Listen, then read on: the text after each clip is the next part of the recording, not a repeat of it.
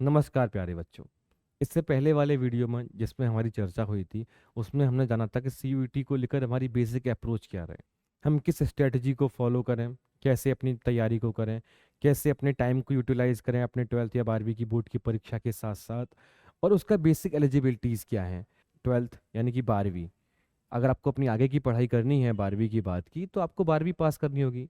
बहुत स्वाभाविक यानी कि बहुत कॉमन सी बात है। लेकिन आप 12th अगर अपियरिंग में भी हैं तब भी आप उस एग्ज़ाम को, इस एग्ज़ाम के फॉर्म को फिल कर सकते हैं और आप एग्ज़ाम को दे सकते हैं। इस वीडियो में जो हम चर्चा करने वाले हैं वो सीयूईटी को लेकर बेसिक उनके फीचर्स क्या हैं, मतलब ओवरऑल स्ट्रक्चर या पैटर्न क्या है एग्ज़ाम का, कैसे एग्ज़ाम होता है, क्या क्या सिलेबस है, क्या क्वेश्चंस हैं, हम आपको क्या प्रोवाइड करने वाले हैं, कैसे करेंगे, इसकी चर्चा हम पहले कर चुके हैं। तो आइए शुरू करते हैं। इसमें आज हम जानते हैं कि इस एग्ज़ाम का बेसिक फीचर्स क्या है। तो फीचर्स ऑफ सीयूईटी यूजी यानी कि common university entrance test undergraduate. Mode of test क्या होगा, जब आप एग्ज़ाम देने जाएंगे तो आपका एग्ज़ाम कैसे होगा एग्जामिनेशन सेंटर में। इन्होंने दिया है कंप्यूटर बेस्ड टेस्ट। जो आपका टेस्ट होगा वो कंप्यूटर पर बेस्ड होगा, यानी जब आप जाएंगे तो वहाँ पर एक स्क्रीन होगी और स्क्रीन के साथ आपको एक माउस मिलेगा और आपके सारे आंसर्स जो हैं आपको उसी स्क्रीन में आपको सबमिट करने होंगे। इनकी स्क्रीन में सब कुछ चल रहा होगा, क्वेश्चंस होंगे, उसके आंसर आपको फिल करने होंगे। और इसके अलावा और क्या तरीका होता है, तरीका एक ये और होता है जो अब नहीं होता है। आप सेंटर में जाते हैं, आपको एक पेपर मिलता है और एक आपको आंसर शीट मिलती है अलग से। आपको क्वेश्चन पेपर को पढ़ना होता है, आंसर शीट को फिल करके आंसर शीट को जमा करना होता है। अब यहाँ आपकी जो आंसर शीट है वो ऑटोमेटिकली आप सबमिट बटन दबाएंगे और वो सबमिट हो जाएगी। टेस्ट का पैटर्न कैसा है, टेस्ट विल बी कैसा होगा आपका, objective type with multiple choice question. यानी कि जो टाइप है यानी कि जो प्रकार है वो वस्तुनिष्ठ है और उसमें क्वेश्चंस कैसे आएंगे, मल्टीपल चॉइस, यानी कि बहुविकल्प, कई सारे विकल्प दिए रहेंगे आपको, उसमें से किसी एक विकल्प का आपको चूज करना होगा। उस हिसाब से आपका जो है वो टेस्ट का क्या है, आपका पैटर्न है। यानी कि एक क्वेश्चन दिया है, उससे कुछ ऑप्शंस दिए हैं, आपको एक ऑप्शन को चूज करना है, एक विकल्प को चुनना है और आपको अपना आंसर उसमें सबमिट कर देना है। मीडियम क्या है एग्जाम का, 13 लैंग्वेजेस, 13 भाषाएं ये आपको ऑफर कर रहे हैं। उन 13 भाषाओं में आप जो है अपने एग्जाम का मीडियम, यानी कि उन 13 भाषाओं में आप वो एग्जाम अपना दे सकते हैं। वो है, असमी है, बंगाली है, इंग्लिश है, गुजराती है, हिंदी है, कन्नड़ है, मलयालम है, मराठी है, पंजाबी है, उड़िया है, तमिल है, तेलुगु है और उर्दू है। इन सारी लैंग्वेज में से कोई किसी भी लैंग्वेज में आप जो है, अगर वो एग्ज़ाम होता है तो आप वो अपने एग्ज़ाम को दे सकते हैं। ये सारी लैंग्वेज, ये सारी भाषाएं जो हैं वो अवेलेबल हैं आपके लिए। ऐसा मैंने क्यों कहा कि वो एग्ज़ाम होता है, जैसे एक पेपर है कंप्यूटर साइंस इंजीनियरिंग का, तो उसका पेपर जो है वो इंग्लिश में ही होता है, तो आपको इंग्लिश में ही देना होगा। बाकी की जो पेपर्स हैं वो सब आपको लैंग्वेजेस में अवेलेबल हैं, तो आप वहाँ से उस पेपर को दे सकते हैं। अब हम बात कर लेते हैं इंग्लिश और हिंदी की। अगर आप इंग्लिश और हिंदी लैंग्वेज अगर आप मीडियम के रूप में चूज़ करते हैं, यानी कि अगर आप ये कहते हैं कि मुझे अपना पेपर का जो मीडियम जो है वो इंग्लिश या फिर हिंदी रखना है, तो आप पूरे ऑल ओवर इंडिया में, पूरे भारतवर्ष में किसी भी हिस्से में अपना सेंटर ले सकते हैं। कहीं पर भी आप एग्जाम दे रहे होंगे, ये मीडियम जो है आपको वहाँ पर मिल जाएगा। लेकिन ऐसा बाकी के मीडियम या बाकी की लैंग्वेज के साथ ऐसा नहीं है।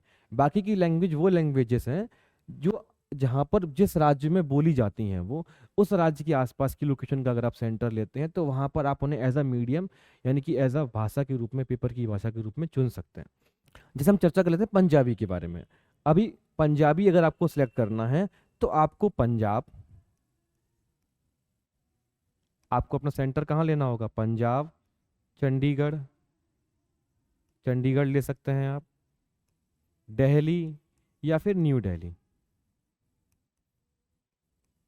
दिल्ली या फिर न्यू दिल्ली।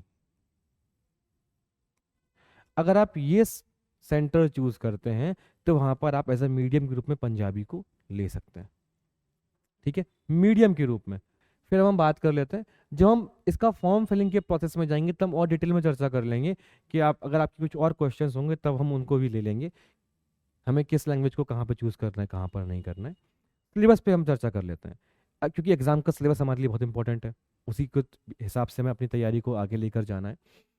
लैंग्वेज, जो लैंग्वेज का जो टेस्ट होगा वो क्या होगा, रीडिंग कॉम्प्रिहेंशन। एक पठित आपको आपको लैंग्वेज की कितनी समझ है उस पर बेस्ड होगा। इसमें दिया हुआ है कि जो पैसेजेस आएंगे वो कैसे रहेंगे, फैक्चुअल, लिटरेरी, नरेटिव, तथ्यात्मक, साहित्यिक और कथात्मक। तथ्य पर बेस्ड आपका पैसेज आ जाएगा, गद्यांश आ जाएगा, उस पर बेस्ड क्वेश्चंस रहेंगे। कहानी के रूप में, कोई शिक्षा के रूप में आपको कोई पैसेज मिल गया, उसके उस पर बेस्ड आपके क्वेश्चंस रहेंगे। साहित्य के रूप में आपको कोई पैसेज मिल गया, उस पर बेस्ड क्वेश्चंस रहेंगे। और लिटरेरी एप्टीट्यूड यानी कि वोकैबुलरी, अगर हम मोटा मोटा समझें, जो सीयूईटी ने बताया हुआ है अपने नोटिफिकेशन में, जो बताया हुआ था लास्ट ईयर, वो ये है कि आपको अपनी भाषा जो है, जो आप चूज़ कर रहे हैं, उसकी समझ कितनी है। क्लास 10 तक उन्होंने उसमें मेंशन किया हुआ है, ये क्लास 10 तक का जो सिलेबस है वो हम आपसे जानने वाले हैं। फिर हम जान लेते हैं domain subject as per class 12 syllabus only. Domain subject यानी कि जो भी सब्जेक्ट आप क्लास 12 में पढ़ते हैं, उनकी कुछ लिस्ट दी हुई है जिसकी हम आगे चर्चा करेंगे। वो आप जो है उनको चूज कर सकते हैं एज अ डोमेन, और आप एग्जाम को दे सकते हैं। जनरल टेस्ट, जनरल टेस्ट में सिलेबस क्या है इनका? General knowledge, current affair, general mental ability, numeric ability, quantitative reasoning, जिसमें simple application of basic mathematic concept, जिसमें arithmetic, algebra, geometry, mensuration, statistics, logical and analytical reasoning, ये जो है वो सिलेबस बेसिकली उन्होंने दिया है। इस पर हम आगे चर्चा करेंगे कि जनरल टेस्ट का बेसिक सिलेबस क्या है। फिर जो रजिस्ट्रेशन होगा, जो फॉर्म फिल करेंगे आप, उस रजिस्ट्रेशन की लिंक जो है आपको cuet.samarth.ac.in पे मिलेगी। जब इसके फॉर्म फिलिंग का प्रोसेस, यानी कि जब इसका समय आएगा, तब हम आपको ये लिंक भी प्रोवाइड कर देंगे अपने चैनल्स के माध्यम से, और अब वहाँ से, और इस तब आप इस फॉर्म को फिल भी कर पाएंगे, और आप आगे अपनी की पढ़ाई भी कंटिन्यू कर पाएंगे। स्कीम ऑफ एग्ज़ाम क्या है, मतलब इस एग्ज़ाम का बेसिक कितने पेपर्स होंगे, इसमें हम कौन कौन से पेपर चूज़ कर सकते हैं, या क्या तरीका है। तो ये बेसिकली क्या है, ऐसा सीयूईटी ने बताया है कि वो उनकी जो एग्ज़ाम की जो 3 सेक्शंस में उनके एग्ज़ाम है, पहला सेक्शन जो है उनका लैंग्वेज है, दूसरा डोमेन है, तीसरा जनरल टेस्ट है। कि यूनिवर्सिटीज़ पर उन्होंने छोड़ा है कि जो यूनिवर्सिटी जैसे चाहे वो इनमें से किसी भी ऑप्शन के थ्रू अपने यहाँ एग्ज़ाम, यानी कि बच्चा जो चूज़ करेगा वो अपने एडमिशन के लिए इनमें से किसी भी चीज़ को वो अपने अलाउ कर सकते हैं। जिस किसी ने बोल दिया कि मुझे लैंग्वेज या डोमेन चाहिए, या मुझे लैंग्वेज या जनरल टेस्ट चाहिए अपने किसी सिलेक्टिव या पर्टिकुलर कोर्स के लिए, तो वो यूनिवर्सिटी पर उन्होंने छोड़ा हुआ है। उन्होंने ये 3 चीज़ें ऑफर की हैं, लैंग्वेज, डोमेन और जनरल टेस्ट। वो ये इन 3 चीज़ों के बेस पर आपका टेस्ट लेंगे, वो ये 3 चीज़ें ऑफर करते हैं। आपको जिस यूनिवर्सिटी या जिन यूनिवर्सिटीज़ में आपको अप्लाई करना है, आप वैसे सब्जेक्ट या डोमेन को चूज़ कर सकते हैं। हम जान लेते हैं कि लैंग्वेज क्या है। देयर आर 13 डिफरेंट लैंग्वेजेस, यानी कि लैंग्वेज ए में वो सारी लैंग्वेजेस हैं जिस पर हमने चर्चा की थी, जिनको आप एज अ मीडियम आप चूज कर सकते हैं। 20 लैंग्वेजेस सेक्शन बी में जो है वो 20 लैंग्वेजेस हैं। अब इसमें वो सारी लैंग्वेजेस हैं जो सेक्शन ए में नहीं थी।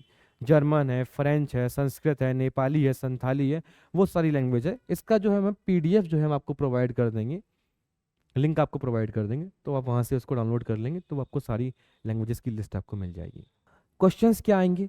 40 questions to be attempted out of 50 in each language, यानी कि आप जो भी लैंग्वेज चूज करते हैं उसमें 50 क्वेश्चंस आपसे पूछे जाएंगे, और आपको आंसर कितने करने होंगे? 40 क्वेश्चंस के आपको आंसर करने होंगे। डोमेन में there are 27 domain specific subject being offered under this section. इस सेक्शन में वो 27 डिफरेंट जो डोमेन के सब्जेक्ट हैं वो ऑफर कर रहे हैं आपको, सीयूईटी के द्वारा आपको ऑफर किया जा रहा है। और कैंडिडेट में choose any subject as desired by the applicable university या यूनिवर्सिटीज। जैसे कि मैंने बताया था, 27 डोमेन ये ऑफर कर रहे हैं, और आप जो डोमेन चाहें वो डोमेन चूज कर सकते हैं। आपको जिस यूनिवर्सिटी में अप्लाई करना है या जिन यूनिवर्सिटीज़ में अप्लाई करना है उसके हिसाब से 27 डोमेन, ये वो सारे सब्जेक्ट्स हैं। अकाउंटेंसी है, आपका बिजनेस स्टडीज़ है, फिजिक्स है, केमिस्ट्री है, मैथ्स है, बायोलॉजी है, ऐसे वो सारे सब्जेक्ट हैं जिनकी लिस्ट हम आपको प्रोवाइड कर देंगे, जिनको आप चूज कर सकते हैं, जो आपके 12th में यूजुअली बच्चे पढ़ते हैं। फिर फॉर एनी सच, इसके क्वेश्चंस के बारे में जान लेते हैं। 35/40 questions to be attempted out of 45/50, यानी कि अगर आपके एग्जाम में 45 क्वेश्चंस आते हैं, 45 प्रश्न आते हैं आपके एग्जाम में, तो आपको उसमें से 35 ही अटेम्प्ट करने हैं। अगर 50 प्रश्न यानी कि 50 क्वेश्चंस आते हैं, तो आपको 45 ही अटेम्प्ट करने हैं। आपको भले ही 45 के 45 आ रहे हों, लेकिन आपको 35 की ही आपके हिसाब से आपकी मार्किंग होगी। अगर आपके 50 क्वेश्चंस आ रहे हैं, 40 है, 45 नहीं है यहाँ पे, 50 क्वेश्चंस अगर आपके आ रहे हैं, तो उसकी मार्किंग जो होगी 40 के हिसाब से ही होगी। आप वो सारे क्वेश्चंस अटेम्प्ट करें जिसमें आप एकदम श्योर हैं कि ये आपके 35 45 में से या 40 50 में से आपकी, जो आपको लगता है कि वो ज़्यादा सही है, आप उन्हें चूज करें। जनरल टेस्ट की हम बात कर लेते हैं। For any such undergraduate programme, या कई सारे प्रोग्राम जो यूनिवर्सिटी ऑफर कर रही है, being offered by universities, universities ने ऑफर किए हैं आपको, where a general test is being used for admission. जहाँ यूनिवर्सिटीज़ ने अपने कुछ प्रोग्राम्स में या कई सारे प्रोग्राम्स में उन्होंने कहा है कि हमें एडमिशन के लिए जनरल टेस्ट भी चाहिए भैया, हमें लैंग्वेज या डोमेन तो चाहिए या फिर हमें जनरल टेस्ट भी चाहिए। जैसा उन्होंने बोला है, जैसे यूनिवर्सिटीज़ की डिमांड है वैसा, उसके हिसाब से उन्होंने जनरल टेस्ट को रखा हुआ है। जनरल टेस्ट में कितने क्वेश्चंस आते हैं? 60 क्वेश्चंस टू बी आस्क्ड। आपसे 60 प्रश्न जो है वो पूछे जाएंगे, जिसमें से आपको 50 करने हैं। फिर वही बात है कि आपसे पूछे जाएंगे 60 क्वेश्चन, 60 क्वेश्चन 60 प्रश्न, और आपको करने कितने हैं? 50। यानी कि आप भले ही 60 के 60 अटेम्प्ट कर दें, सही कर दें, लेकिन आपके मार्क्स जो जुड़ेंगे वो 50 के हिसाब से ही जुड़ेंगे। वैसा ही है सारा। तो आप वो कोशिश करें, क्योंकि इस पेपर में नेगेटिव मार्किंग भी है, आप वो क्वेश्चन अटेम्प्ट करें जो आपको सारे, जिनकी आपको लगता है कि जिनकी संभावना, जिनकी पॉसिबिलिटीज ज़्यादा सही होने की है आपके हिसाब से। इसमें उन्होंने एक नोट भी दिया है, वो नोट जो है वो ये है कि आप लैंग्वेज, डोमेन और जनरल टेस्ट को मिलाकर अपने एग्जाम में अधिकतम 10 सब्जेक्ट चूज कर सकते हैं, 10 विषय आप चूज कर सकते हैं। आप दो तीन लैंग्वेज चुन लीजिए, 3 4 डोमेन चुन लीजिए, एक जनरल टेस्ट चुन लीजिए। जैसे आपने 3 ये चुने, 3 3 6 1 7, आप चाहें तो एक जनरल टेस्ट चुन लिया, आपने 7 यानी कि 27 में से 7 डोमेन चूज कर लिए, और बाकी की 3 आपने लैंग्वेज चूज कर ली। मतलब मैक्सिमम आप 10 ही चूज कर सकते हैं। हो सकता है कि आपने 10 के 10 लैंग्वेज ही चूज किए, हो सकता है कि आपने सारे डोमेन ही चूज किया, आपने ये चूज नहीं किया, या फिर जनरल टेस्ट चूज नहीं किया। तो आप जिस किसी भी यूनिवर्सिटी में अप्लाई करने वाले हैं, आप जिस यूनिवर्सिटीज़ में चाहते हैं आप अप्लाई करना, तो आपको इस बात का बहुत ध्यान रखना है कि उसकी डिमांड क्या है। इस बार काशी हिंदू विश्वविद्यालय यानी कि बीएचयू में जिससे मैं पढ़ाई किया हूँ, उसमें मैंने देखा इस बात को कि बच्चे ऐसे बहुत सारे एडमिशन नहीं ले पाए क्योंकि उन्होंने सही सब्जेक्ट नहीं चूज़ किए थे। उनको बीए में एडमिशन लेना था, उनके पास जनरल टेस्ट था ही नहीं। इस पर हम चर्चा करेंगे जब हम फॉर्म फिलेंगे और प्रोसेस में रहेंगे, तो हम आपको डिटेल में एक क्लास लेंगे आपका, या डिटेल में आपको हम वो शेयर करेंगे कि आप क्या डोमेन चूज करें, क्या एक सही कॉम्बिनेशन हो सकता है आपके लिए। तो आप, मेरा अनुमान है कि यहाँ तक आप समझ पाए होंगे अभी तक। अब हम चर्चा कर लेते हैं इन डोमेन्स के हिसाब से, इन सब्जेक्ट के हिसाब से। आपने इन डोमेन्स को, इन सब्जेक्ट्स को देखा, हम किन सब्जेक्ट या किन डोमेन को पढ़ने वाले हैं। क्योंकि प्यारे बच्चों, अभी हमारे पास समय जो है वो थोड़ा लिमिटेड है। हमारी 12वीं की परीक्षा है, हमारा JEE नीट का एग्जाम भी हो सकता है कुछ बच्चों का, कुछ बच्चे केवल CUET को ही दे रहे हैं। इन सबको ध्यान में रखते हमने ये चूज़ किया है कि हम है ना आपको जनरल टेस्ट और लैंग्वेज, क्योंकि हमारे पास समय थोड़ा सा कम है अभी आने वाले समय में। अगर 12th के एग्ज़ाम के बाद में अगर हमें लगेगा कि कुछ कोई सब्जेक्ट डोमेन का कंप्लीट कराया जा सकता है रिवीजन मोड में ही सही, या तो फिर हम उसे कंप्लीट कराने का भी कोशिश करेंगे। जनरल टेस्ट और लैंग्वेज, अब बेसिकली ये क्या है, ये सिलेक्शन ऑफ है कि आपने जनरल टेस्ट और लैंग्वेज चूज किया। लैंग्वेज जो हम आपको ऑफर करेंगे, एक रहेगी इंग्लिश यानी कि अंग्रेजी, दूसरी रहेगी हिंदी। आप हिंदी चूज कर सकते हैं। ये 2 लैंग्वेज हम आपको यहाँ से इस प्लेटफॉर्म के द्वारा आपको जो है गाइडेंस या फिर सहायता आपको इनकी प्रोवाइड की जाएगी। आप अगर इस कॉम्बिनेशन को चूज करते हैं, यानी कि आपने जनरल टेस्ट और लैंग्वेज को चूज किया, तो आप कई सारी यूनिवर्सिटीज़ में BA करने के लिए एलिजिबल हैं। जिसमें से अगर मैं बात करूं, जवाहरलाल नेहरू यूनिवर्सिटी है, बनारस हिंदू यूनिवर्सिटी है। तो BHU में अगर आप देखें तो आप आर्ट्स में, कला में, या सामाजिक विज्ञान संकाय में, यानी आर्ट्स और ह्यूमैनिटीज़ में आप BA करने के लिए एलिजिबल हैं। क्योंकि BHU की जो डिमांड है वो ये है कि उन्हें कोई सी भी एक लैंग्वेज और जनरल टेस्ट, मतलब आपने कई सारे पेपर चूज किए थे पेपर देने के लिए, और आपने कहा कि मैं ये चाहता हूँ कि मेरा BHU में जो मेरे नंबर जैसे ज़्यादा मेरे अच्छे इंग्लिश में, हिंदी में से किसी भी एक लैंग्वेज में आए हैं, तो मैं चाहता हूँ कि मेरा इंग्लिश और जनरल टेस्ट को जोड़ा जाए, या मेरे हिंदी और जनरल टेस्ट को जोड़ा जाए। यानी कि जो मैंने इनमें क्वेश्चंस जो मैंने अटेम्प्ट किए हैं, जो मेरे इनमें मार्क्स आए हैं, इन नंबर्स को जोड़कर आपकी मेरिट बनेगी, उस हिसाब से आपको जो है वो एडमिशन मिलेगा। JNU ऐसे बहुत सारी बैचलर्स में JNU वैसे कोर्सेज तो नहीं कराता है, कुछ लैंग्वेज के कोर्सेज कराता है। तो वो लैंग्वेज के, जो भी लैंग्वेज के कोर्सेज हैं, उनमें आप एलिजिबल हैं। बट JNU की डिमांड क्या है? BHU बोलता है कि आप हिंदी या कोई सी भी लैंग्वेज ले सकते हैं। JNU कहता है कि केवल आपने इंग्लिश ली हो और GT लिया हो, तो आप JNU में लैंग्वेज में बैचलर के कोर्स करने के लिए एलिजिबल हैं। उसके बेसिस पर आपकी जो है उनके नंबर्स के हिसाब से आपकी मेरिट बनेगी और आपको एडमिशन मिलेगा। सेम अलीगढ़ मुस्लिम यूनिवर्सिटी में भी वही है उनका सिनेरियो कि BA करने के लिए आर्ट्स और ह्यूमैनिटीज़ में आपने इंग्लिश और जनरल टेस्ट लेके रखा हो। सेम इलाहाबाद यूनिवर्सिटी में आपने कोई सी भी लैंग्वेज ले रखी हो। तो ऐसे ही इनके अलावा भी बहुत सारी सेंट्रल यूनिवर्सिटीज़ और स्टेट यूनिवर्सिटीज़ हैं जहाँ पर इस कॉम्बिनेशन के द्वारा आपको जो है एग्ज़ाम में आप आगे बढ़ पाएंगे और आप यूनिवर्सिटीज़ में जाके अपनी पढ़ाई को पूरी कर पाएंगे। कुछ बच्चे ऐसे हैं जो JEE नीट की तैयारी भी कर रहे हैं। तो जो बच्चे JEE की तैयारी कर रहे हैं वो फिजिक्स केमिस्ट्री मैथ्स तो ऑलरेडी तैयार कर ही रहे हैं अपना, और 12th का सिलेबस पूछा जाने वाला है। जो नीट की तैयारी कर रहे हैं वो फिजिक्स केमिस्ट्री बायोलॉजी की तैयारी भी कर रहे हैं। तो वो जनरल टेस्ट और लैंग्वेज को लेकर के वो अपने पूरे सिस्टम को यानी कि पूरे अपने करिकुलम को कंप्लीट कर सकते हैं और आगे जा करके अपनी पढ़ाई को भी पूरा कर सकते हैं। प्यारे बच्चों, तो ये जो है जनरल टेस्ट और लैंग्वेज जो हम आपको ऑफर कर रहे हैं, और ये कॉम्बिनेशन का आपको कहाँ का एडवांटेज मिल सकता है, इस पर हम जब हम फॉर्म फिलिंग के प्रोसेस में होंगे तो हम आपको और डिटेल में बताएंगे। अब हम बात कर लेते हैं कि जनरल टेस्ट का जो सिलेबस है वो क्या दिया है। CUET ने जो जनरल टेस्ट का सिलेबस दिया है वो ये कहा है उन्होंने कि क्वेश्चंस जो है वो इन सारे टॉपिक्स से आपसे पूछे जाएंगे। General knowledge, current affair, general mental ability, numeric abilities, reasoning, simple application of basic mathematic concept, quantitative arithmetic, algebra, geometry, mensuration, statistics, logical and analytical reasoning. यानी कि जनरल नॉलेज से क्वेश्चन पूछे जाएंगे, आपकी मानसिक क्षमता देखी जाएगी, आपकी न्यूमेरिक एबिलिटी देखी जाएगी कि आपकी नंबर्स को लेकर कितनी समझ है, आपकी रीजनिंग कैसी है, रीजनिंग मतलब आपका लॉजिकल कैसे काम करते हैं आप, आपकी मैथमेटिकल कॉन्सेप्ट कितने तैयार हैं, क्वांटिटेटिव अर्थमेटिक के, अलजेब्रा के, ज्योमेट्री के, आपकी मेंसुरेशन के, आपके स्टैटिस्टिक्स के, और आपकी लॉजिकल और एनालिटिकल रीजनिंग कैसी है। There will be one question paper, यानी कि जनरल टेस्ट का आपको एक ही पेपर देना है। 60 question out of which 50 question need to be attempted.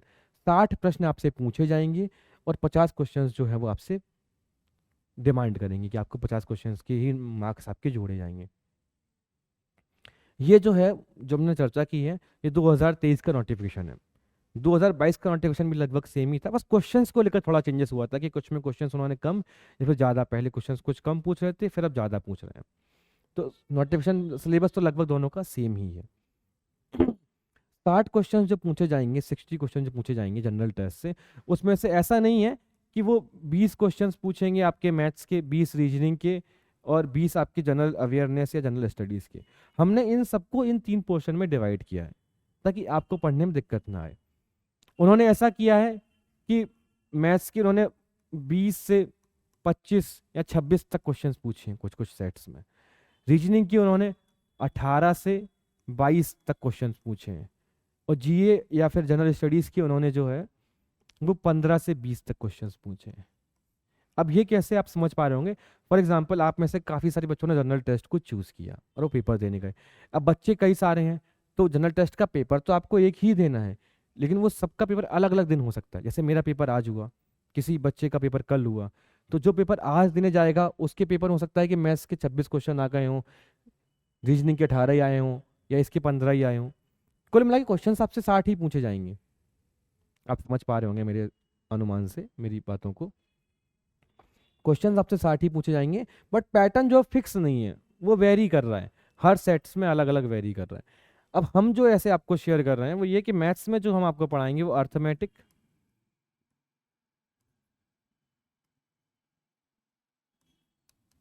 Advance, arithmetic और एडवांस आपको पढ़ाया जाएगा। रीजनिंग में इन्होंने बताया लॉजिकल एनालिटिकल रीजनिंग, तो वो कैसी है, वर्बल और नॉन वर्बल। वर्बल यानी कि जिसको बातचीत के माध्यम से या फिर चर्चा के माध्यम से समझा जा सके। नॉन वर्बल यानी कि जो जिसके लिए आपको रिक्वायरमेंट है चित्र की यानी कि फिगर की, वो रीजनिंग। और क्वेश्चंस कैसे रहेंगे, लॉजिकल और एनालिटिकल रहेंगे। तो इन पर लॉजिकल और एनालिटिकल क्वेश्चंस जो है आपको वो तैयार कराए जाएंगे। जनरल स्टडीज या जनरल अवेयरनेस में हम बात करें तो ये 2 पोर्शन में डिवाइड होता है। पहला है स्टैटिक यानी कि स्थाई, यानी कि वो करंट अफेयर सॉरी वो जनरल अवेयरनेस या वो जनरल स्टडीज जो स्टैटिक यानी कि स्थाई है, और दूसरा है करंट अफेयर,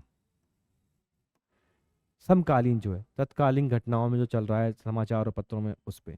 स्टैटिक्स में मैं अगर बात करूं तो आपका हिस्ट्री यानी कि इतिहास, ज्योग्राफी यानी कि भूगोल, इकोनॉमिक्स यानी कि अर्थशास्त्र, पॉलिटी यानी कि आपकी राजनीति, और जनरल साइंस यानी कि सामान्य विज्ञान। जनरल स्टडीज अलग है, सामान्य विज्ञान अलग है। करंट अफेयर में जो भी इनसे रिलेटेड करंट अफेयर्स या फिर जो भी चर्चा में चल रहा है, जिसमें मुख्य है आपका रक्षा यानी कि डिफेंस है, स्पोर्ट्स और अवार्ड यानी कि खेल और पुरस्कार, इनसे जो क्वेश्चंस हैं वो पूछे गए हैं। इस पर बेस्ड जो है वो लास्ट ईयर के क्वेश्चंस को एनालाइज करके इनके सिलेबस को समझकर आपका सारा कंटेंट जो है वो तैयार किया गया है, और वो कंटेंट आपको डिलीवर किया जाएगा एज पर टॉपिक। जैसे आप टॉपिक्स को पढ़ते जाएंगे वैसे आप इनको कंप्लीट कर लेंगे, और बहुत जैसे जैसे इनके मार्किंग है इनकी, हम वैसे वैसे ही लगभग तैयार करेंगे चीज़ों को, ताकि हम है ना उसको लेकर आगे बढ़ें और हम सिलेक्शन ले पाएँ। हमें बहुत ज्ञानी नहीं बनना है, जैसा कि मैंने कहा था कि हमें बहुत ज्ञान की आवश्यकता नहीं है। अगर लग रहा है तो हम आस्था चैनल को देख सकते हैं, बट मैं यही कहूँगा कि आप फोकस्ड होकर पढ़ाई करें और अपने सिलेबस पर डटे रहें, क्योंकि समय बहुत लिमिटेड है आपके पास में। समय को बर्बाद नहीं करना है आपको, उसको लेकर आगे चलना है और आपको अपनी पूरी पढ़ाई को आगे लेकर जाना है। लैंग्वेज में हम समझ लेते हैं। लैंग्वेज में भी उन्होंने वैसे ही एक नोट दिया हुआ है, there will be one question paper which will have 50 questions out of which 40 questions need to be attempted. 50 question यानी कि 50 प्रश्न आपसे पूछे जाएंगे, आपको केवल 40 ही अटेम्प्ट करने हैं। मतलब आपके जो मार्क्स जोड़े जाएंगे वो केवल 40 के ही जोड़े जाएंगे, उससे ज़्यादा के नहीं जोड़े जाएंगे। क्योंकि नेगेटिव मार्किंग भी है। नेगेटिव मार्किंग क्या है? तो लास्ट ईयर नोटिफिकेशन के हिसाब से जो पिछले साल नोटिफिकेशन निकाला था सीयूईटी ने, +5 और -5, यानी कि अगर आप एक सही प्रश्न सही क्वेश्चन करेंगे तो आपको 5 नंबर मिलेंगे, और अगर आपने कोई क्वेश्चन गलत कर दिया तो आपका 1 नंबर जो है वो सही में से चला जाएगा। फॉर एग्जाम्पल आप 2 क्वेश्चन सही कर चुके थे अभी तक, एग्जाम में टोटल 3 क्वेश्चन आने वाले थे, टोटल एग्जाम आपसे 3 प्रश्न पूछ रहा था और आपने 2 क्वेश्चन सही किए, तो 2 क्वेश्चन को सही करने का आपको 5 × 10 10 मार्क्स मिलेगा। लेकिन आपने एक क्या कर दिया, गलत कर दिया, तो एक गलत करने का आपका 1 नंबर जो माइनस हो जाएगा, टोटल मार्क्स आपके 9 रह जाएंगे। अगर आप इसको अटेम्प्ट नहीं करते तो आपके 10 के 10 ही मार्क्स बने रहते। अब तीनों सही कर दिए तो आपके 15 मार्क्स हो जाएंगे। इसीलिए आपको बहुत ध्यान से पेपर को सॉल्व करना है। इसकी स्ट्रेटजीज पर भी हम चर्चा करेंगे जब जो क्लास आपको पढ़ाई जाएगी उस हिसाब से। लैंग्वेज का सिलेबस क्या, जैसा कि हमने आपको बताया था, हम आपको इंग्लिश और हिंदी पे जो है गाइडेंस प्रोवाइड करेंगे। इन्होंने एक सिलेबस दिया है, questions from the language section will be the from the following topic but are not limited to. ये लाइन प्यारे बच्चों बहुत इंपॉर्टेंट है कि इन टॉपिक से क्वेश्चंस तो रहेंगे लेकिन इन तक सीमित नहीं है। कुछ लोग कह रहे थे जब ग्रामर से क्वेश्चंस आए हैं या फिर और भी प्रश्न देखने को मिले तो उसमें कुछ साहित्य से क्वेश्चन आए थे, तो उन्होंने साफ साफ कहा है कि ये टॉपिक तो हैं ही, इन टॉपिक्स के अलावा भी वो क्वेश्चन आपसे पूछ सकते हैं। और उन्होंने कहा है कि क्लास 10 तक का जो सिलेबस है लैंग्वेज में, यहाँ पर आपकी लैंग्वेज की वो आपका ज्ञान या फिर जो भी नॉलेज आपका चेक करना चाहते हैं वो आपसे क्वेश्चंस पूछेंगे। तो क्लास 10 तक के हिसाब से आपसे जो है वो सारा सिलेबस आपसे डिस्कस किया जाएगा। आप समझ लीजिए, उन्होंने कहा है कि कॉम्प्रिहेंशन कैसा रहेगा, फैक्चुअल यानी कि तथ्यात्मक, नैरेटिव यानी कथात्मक, लिटरेरी यानी कि साहित्यिक। एक आपसे 300 या 350 शब्दों का एक पैसेज पूछा जाएगा जिसमें से क्वेश्चंस रहेंगे आपके, और जो पैसेज है वो इन चीज़ों पर बेस्ड रह सकता है। आपकी वर्बल एबिलिटी यानी कि आपकी भाषा की समझ कैसी है, वर्बल यानी कि बातचीत करने के माध्यम से। रीअरेंजिंग द पार्ट्स, आपको पार्ट्स को रीअरेंज यानी कि आगे पीछे कोई सेंटेंस आपको दे दिया जाएगा या वाक्य दे दिया जाएगा, आपको वो अरेंज करना आता है या नहीं। आपको चूज द करेक्ट वर्ड, कोई एक वर्ड दे दिया जाएगा आपको फिल इन द ब्लैंक्स करके, आप उसमें से कोई सही चूज कर पाते हैं या नहीं। सिनोनिम इंटोनिम यानी कि पर्यायवाची और विलोम। वोकैबुलरी यानी कि शब्दकोश, यानी कि इन पर सीमित नहीं है, जो आपका सिलेबस है वो इन पर सीमित नहीं है, इनके अलावा भी क्वेश्चंस हो सकते हैं। तो प्रीवियस ईयर्स को एनालाइज करके और इस चीज़ को समझते हुए और क्लास 10 के सिलेबस को समझते हुए, जो क्लास 10 तक पूछा जाता है आपसे, आपका एक कॉम्पैक्ट सिलेबस तैयार किया गया है। जो टीचर जब आपको पढ़ाने के लिए आएंगे वो सारा सिलेबस आपसे डिस्कस करेंगे और आपको जो क्वेश्चंस आए हैं और कैसे पढ़ाई करनी इसके बारे में भी बताएंगे। प्यारे बच्चों, हमने क्या समझा आज कि सीयूईटी का पेपर का मोड कैसा रहता है, वो कैसे पेपर लेता है, क्या स्ट्रक्चर है उनका, क्या नेगेटिव मार्किंग है, क्या पॉजिटिव मार्किंग है, क्वेश्चंस कैसे आते हैं, इस पर हम आगे चर्चा करेंगे जब हम उन टॉपिक्स को पढ़ाई करेंगे। हमने इन चीज़ों को समझा है। प्यारे बच्चों, आपको लिमिटेड समय के हिसाब से अपनी तैयारी को अभी आगे लेकर चलना है, और इस बात को हमेशा याद रखना है कि अगर आपको पाशुपताश चाहिए तो आपको मेहनत करनी होगी, कठिन परिश्रम करना होगा। आपको अपना जो लिमिटेड समय बचा है इसमें आपके 12th के एग्जाम पर भी फोकस करना है और आपको इसको लेकर भी आगे चलना है, और निश्चिंत रहना है, आपको घबराना नहीं है। अगर आप मेहनत करेंगे अपने संदेह आप सिलेक्शन भी पाएंगे और आप अच्छे से अपनी आपको यूनिवर्सिटीज़ में आगे पढ़ाई करते हुए पाएंगे। मेरा अनुमान है कि आप चीज़ों को समझ पाए होंगे। अगर आपको लगता है कि फिर भी आपके कुछ क्वेश्चंस हैं, तो जो मोड आपको प्रोवाइड किए गए हैं आप उनके द्वारा हमें कांटेक्ट कर सकते हैं। उसके अलावा जो मैंने पीडीएफ्स के बारे में बताया है उनकी लिंक और इसका सिलेबस की जो लिंक है वो हम आपको डिस्क्रिप्शन में प्रोवाइड कर देंगे, ताकि आप वहाँ से जाकर आप सिलेबस को डाउनलोड कर सकें और आप आगे रेगुलर अपडेट्स के लिए जो है वो हमारे साथ बने रहें। जय हिंद, धन्यवाद।